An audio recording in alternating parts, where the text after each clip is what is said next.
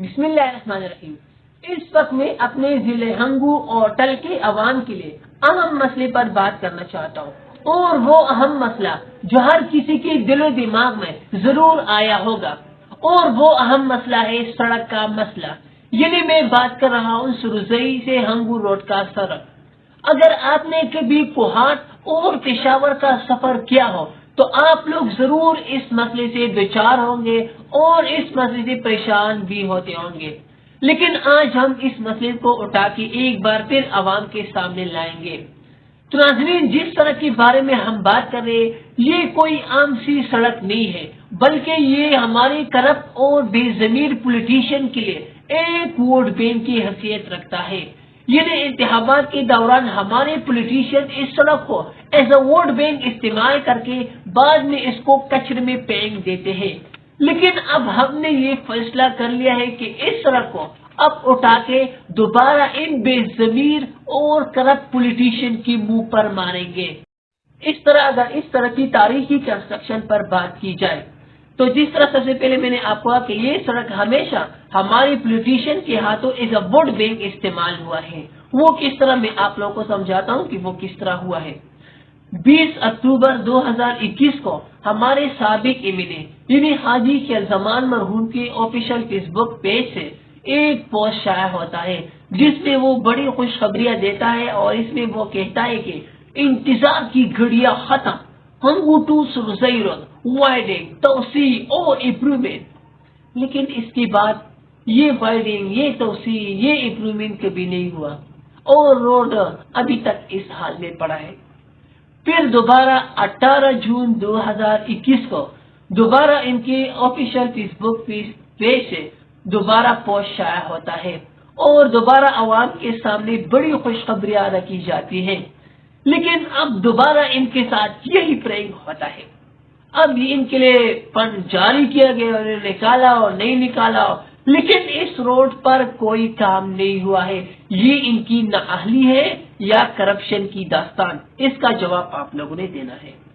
تیسری، 8 جون 2022 کو ہمارے سابق ایم پی یعنی جناب ظہور شاکر صاحب کی فیس بک آفیشیل پیج سے ایک پوسٹ شائع ہوتا ہے جس میں وہ بڑے دعوے کرتے ہیں، کہتے ہیں کہ ضلع ہنگو کے غیور عوام کو تاریخی خوشخبریاں، Hangu to Sarozai road tender PKHA نے جاری کر دیا۔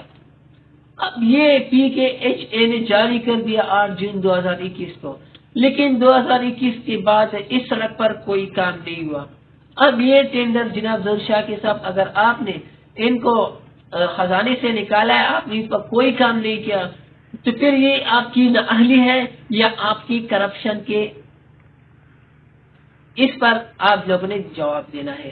اچھا، اب ان 3 پرینکس کے بعد چوتھی بار پھر خیبر پختونخوا حکومت اس سڑک کے لیے فنڈ جاری کر دیتا ہے، اور وہ فنڈ جاری کر دیتا ہے 7/2/2023 میں، یعنی 7/2/2023 میں وہ مختلف اسکیم کے لیے فنڈ جاری کرتا ہے، اور وہ پہلا C1PH3 کے لیے RS 2299 ملین روپے، اور C1PH3 کے لیے 1911 ملین روپے، اور C2PH4 کے لیے RS 720 ملین روپے۔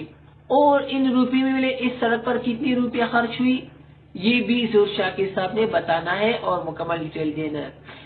اس کے علاوہ جولائی 2021 میں خیبر پختونخوا حکومت نے 519 سڑکوں کے لیے 3747 ملین روپے مختص کیے تھے، اور ان 3747 ملین روپے میں ایک سڑک سرزئی سے ہنگو روڈ بھی تھا، اور ان سڑک کے لیے اس خیبر پختونخوا حکومت نے 300 ملین روپے مختص کیے تھے، اور 15 ملین روپے اور تھی۔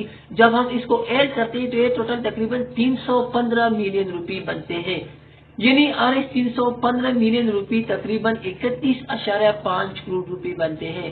اور اس 2021 میں اس سڑک پر کتنا کام ہوا، کتنا کنسٹرکشن ہوا؟ اور یہ کوئی بھی کنسٹرکشن نہیں ہوا ہے، میں بتاتا ہوں۔ پھر اگر کوئی کنسٹرکشن نہیں ہوا تو پھر یہ 31.5 کروڑ روپے کہاں چلے گئے؟ کہ یہ روپے اگر آپ نے جاری کی، آپ نے اکاؤنٹ سے کھولے، تو پھر یہ آپ ہی کی کرپشن ہے، کیونکہ اس سڑک پر کوئی کام نہیں ہوا ہے۔ اگر آپ نے نہیں کھولے اس لا کے مطابق تو پھر یہ آپ ہی کی نااہلی ہے، اور مان لیجئے کہ آپ ہی نااہل ہے۔ پھر ضلع ہنگو کے کچھ سوشل میڈیا ایکٹیوسٹ نے اس کنڈرات اور بیچارے ضلع ہنگو کے سڑک کے لیے بھرپور آواز اٹھائی اور ان کے خلاف بھرپور کمپیننگ بھی شروع کر دی۔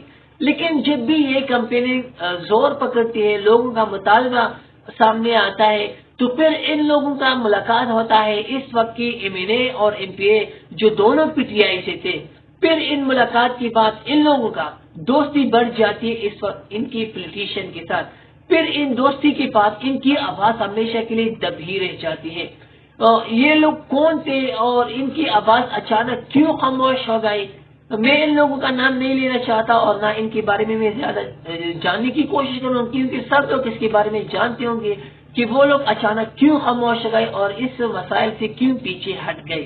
اب جس طرح آپ لوگوں کو معلوم ہوگا فروری میں ایک بار پھر عام انتخابات کا سلسلہ شروع ہونے والا ہے، اور یہ مداری لوگ ایک بار پھر سادہ ذہنوں کو دھوکہ دینے کی کوشش کریں گے، اور پھر اس سڑک کو ایز اے ووٹ بینک کے طور پر استعمال کریں گے۔ لیکن آپ لوگ ان مداروں کی منتر میں نہ آئے، جو بھی اس سڑک کو ایز اے ووٹ بینک کے طور پر استعمال کرے، آپ ڈالل کی ان کے منہ پر مارے، کیونکہ سڑکیں، بجلی اور پانی یہ کسی ڈیولپمنٹ قوم کی نشانی نہیں ہے، بلکہ یہ ایز اے بیسک نیڈس ہے، اور ان ایم این اے اور پی نے ہمیں ایز اے بیسک نیڈ سے بھی محروم کر دیا ہے۔ تو امید کرتا ہوں اس بار جو الیکشن ہے وہ ایک تبدیلی والی ایم این اے پہ دے گی اور ان منتریوں کے منتر میں بالکل نہ آئے۔